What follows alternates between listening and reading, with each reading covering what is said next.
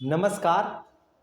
आइए रामचरितमानस की लिखी हुई चौपाई जो भगवान श्री तुलसीदास जी ने लिखा है उसे समझा जाए और उसे अपने जीवन में उतारा जाए।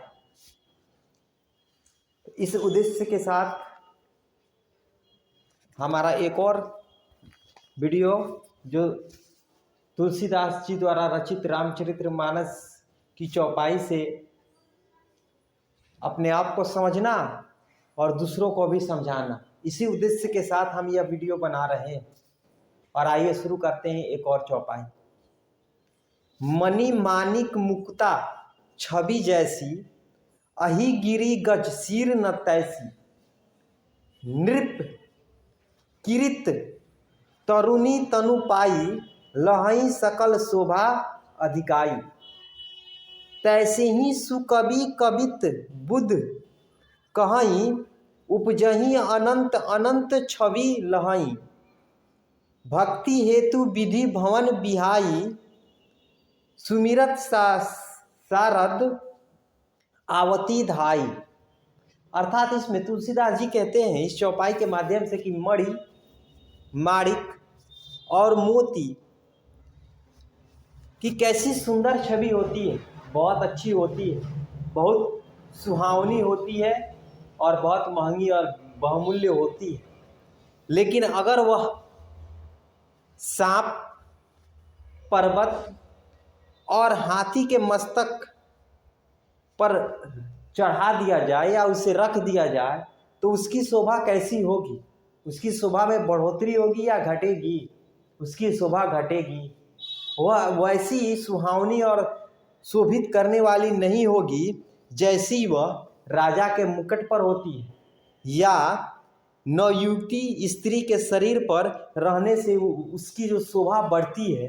रत्न वही है, आभूषण वही है, लेकिन अगर वह सांप, पर्वत और हाथी के मस्तक पर हो तो उसकी शोभा बढ़ती नहीं है। लेकिन वही मणि, वही रत्न अगर राजा के मुकुट पर हो, अगर वही किसी स्त्री के शरीर पर हो तो वह उसकी शोभा बढ़ जाती है।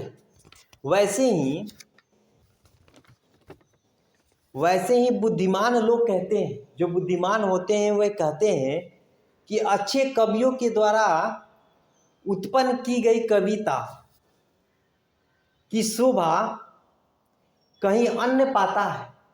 यानी कि अच्छा कवि जो है वह कविता कहीं और लिखता है, लेकिन उसकी जो महिमा है, उसकी जो प्रसिद्धि है वह कहीं और प्राप्त होता है।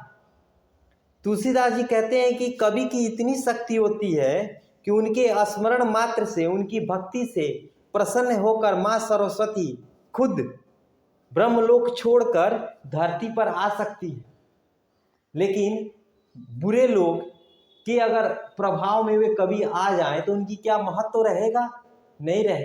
कहने का मतलब यह है कि आप बहुत अच्छे हैं, लेकिन अगर आप बुरे लोगों के साथ हैं तो आपकी शोभा नहीं बढ़ेगी।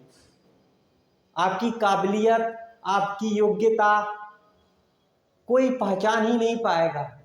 जैसे अगर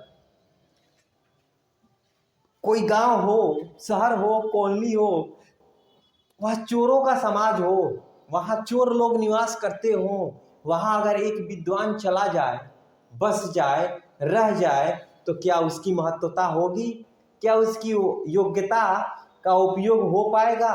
क्या वह वहाँ योग्य कहला पाएगा? नहीं, वहाँ योग्य वह कहलाएगा जो चोरी करने में महारत हासिल करता हो। वैसे ही अगर अच्छी कविता, अच्छी बातें उन्हें अच्छी लगती है जो अच्छे लोग हों। तो यही तुलसीदास जी कहते हैं। तो अगर हमारा यह वीडियो आपको पसंद आए तो हमारे इस चैनल को सब्सक्राइब जरूर करें, और फेसबुक पर देख रहे हैं तो हमारे पेज को फॉलो जरूर करें।